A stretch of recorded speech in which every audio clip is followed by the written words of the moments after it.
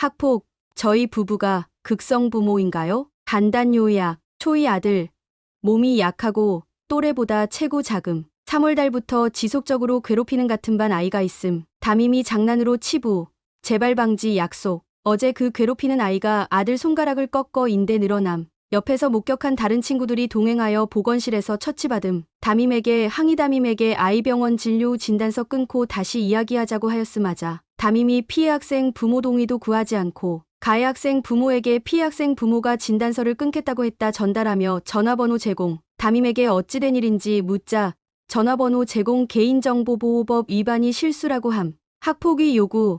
담임이 원하시는 대로 해드리겠다 함. 내용 증명 발송. 경찰서에 소장 접수함. CCTV 확인 요청하니 행정실에서 절차도 모르고 해본 적도 없으며 할 줄 모른다고 함. 저희를 아주 예민하고 극성으로 몰아가시는 분들이 계시고 교감 선생님은 아주 퉁명스러우시고 저희 아이가 괴롭힘을 당한 부분이나 담임 선생님께서 가해야 부모에게 저희 동의 없이 연락처를 제공한 내용에 대해서 조차도 그럴 수 있겠네요 라고 하실 만큼 이 상황들을 전혀 아무렇지 않게 받아들이시길래 저희가 이상한 사람인 건가 싶을 만큼 황당했었는데 다행히 그건 아니네요. 동네 작은 정형외과가 아니라 옆 XX시로 건너가 대형병원인 기독병원 정형외과에서 검사했고 의사 선생님께서 진료 검사 다 하시고 염좌라고 말씀해 주신 겁니다. 인대가 늘어난 거라고요. 움직일 때마다 통증이 있어서 피아노 학원도 못 가고 다행히 아픈 쪽이 왼손이고 새끼손가락과 약지손가락이어서 일상생활은 하고 있습니다. 그리고 담임 선생님께 단 한 번도 우리 아이 밥 잘 먹는지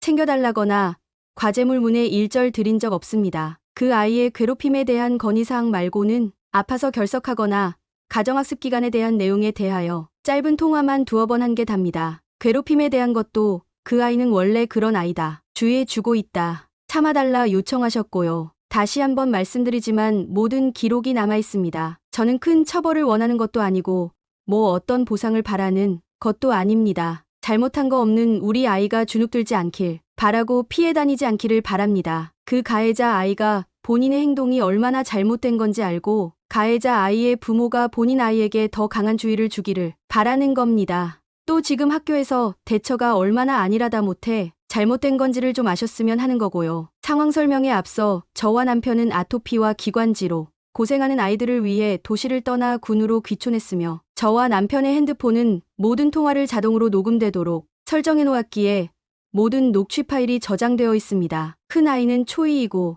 또래들보다 체구도 작고 몸이 약합니다. 3월 초부터 괴롭힘을 가하는 같은 반 아이가 있었고 담임 선생님과 통화하였으나 단순 장난, 아이들 사이에 있을 수 있는 일이며 둘이 잘 논다고 다시는 이런 일이 없게 하신다고 약속을 하셔서 문제 삼지 않았습니다. 하지만 그 이후로도 아이를 향한 지속적인 괴롭힘이 있었고 저희 아이뿐만 아니라 다른 아이들에게도 그러한 행동을 하는 것이 거의 일상인 아이라고 담임 선생님께서도 인정하셨습니다. 지난번 하교 후 교문에서 피아노 학원 차량을 기다리고 있던 도중에도 그 아이가 저희 아이를 괴롭히는 것을 피아노 학원 원장 선생님이 목격하여 하지 말라고 하셨다고 연락을 받았었습니다. 결정적으로 저희 아이를 때리는 장면은 못 보셨으나 덩치가 큰 아이가 아이의 가방을 잡아당기는 둥 건드려서 저희 아이가 힘들어하고 있었다고 합니다. 이런 일들이 반복되어 왔음에도 담임 선생님은 매번 대수롭지 않게 넘어가셨고 16일 수요일 어제 급식을 먹고 운동장을 통해 교실로 돌아가는 저희 아이를 발견한 그 아이가 가만히 있는 저희 아이의 손가락을 잡아 꺾었고 저희 아이가 울면서 제게 전화를 걸어왔습니다. 아파서 하지 말라고 울며 불었는데도 그랬다면서요. 옆에 있던 다른 친구들이 보건실로 동행하여 보건 선생님이 붕대를 감아주셨고 담임 선생님이 아이를 데리고 교문으로 함께 나오셨습니다. 눈물을 뚝뚝 흘리며 나오는 아이를 보니 저는 억장이 무너진다는 게 어떤 건지 실감했고 역시나 담임 선생님께서는 그 아이는 원래 그런 아이라고 무마하시려 하셨습니다. 화가 난 제가 이건 학폭이다. 그 아이 부모도 이 사실을 알고 있냐 물으니 알고 있다고 하셨습니다. 교실에서도 날마다 혼을 낸다면서요. 그리고 학교에서 치료를 해주겠다는 치료비는 원하시면 그 아이 부모님이 주실 거라는 둥. 어머님이 XX를 너무 사랑하시니까 XX가 몸이 약해서 그렇다라며 제가 아주 예민하고 극성인 것처럼 넘어가시려는 것을 보고 병원에 데려가겠다고 하고 아이를 데려왔습니다. 다행스럽게도 아이의 뼈나 혈관에는 이상이 없고 인대가 늘어난 상태입니다. 상해 진단서도 끊어놓았습니다. 화가 난 남편이 담임 선생님께 전화하여 진단서를 끊고 정식으로 항의하겠다고 하였고 잠시 후 저에게 모르는 번호로 전화가 걸려왔습니다. 가해 학생의 엄마였고 제 전화번호를 어떻게 아셨는지 묻자 담임 선생님께서 알려주셨다고 하시더군요. 저는 동의한 적도 없으며 동의를 구하는 이야기조차 들은 적이 없습니다. 저는 현재 임신 중이고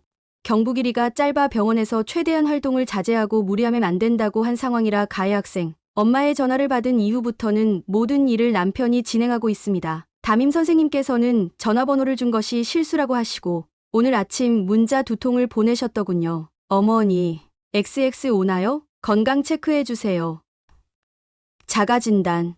저는 할 말을 잃었습니다. 그리고 오늘 남편이 운동장 CCTV를 확인하고자 하니 행정실은 해본 적도 없고 본 적도 없어서 절차를 확인해봐야 하며 다룰 줄을 모른다고 하셨습니다. 현재 경찰서에 소장을 접수하였고 학교로는 내용 증명을 발송하였습니다. 저희는 그 어떠한 물질적 금전적인 보상도 대가도 바라지 않습니다. 처음부터 진정어린 사과만 해주셨어도 이렇게까지 화가 나지는 않았을 겁니다. 원래 시골 학교들은 이런 식으로 대처를 하는 걸까요? 학폭위를 연다고 해도 할 테면 해봐라 식입니다. 교감, 담임 누구 하나 교사 자질이라고는 없는 사람들 같아요. 어린이집에서조차도 학부모 전화번호를 다른 학부모에게 제공하지 않고 일이 있으면 미리 동의를 구하는 것으로 알고 있습니다. 아무리 초이고 어리다고 한들 아이라고 그럴 수 있다면 모든 아이들이 다른 아이들을 힘으로 괴롭힐 텐데 왜 저희 아이와 다른 친구들은 그렇지 않을까요? 대체 왜 피해 학생이 가해 학생을 피해 다니고 피해 학생의 부모가 극성 취급을 받아야 하는 걸까요? 몸이 약한 아이는 당연히 괴롭힘의 대상이 되는 걸까요? 답답한 마음에 쓴 긴 글 읽어주셔서 감사합니다.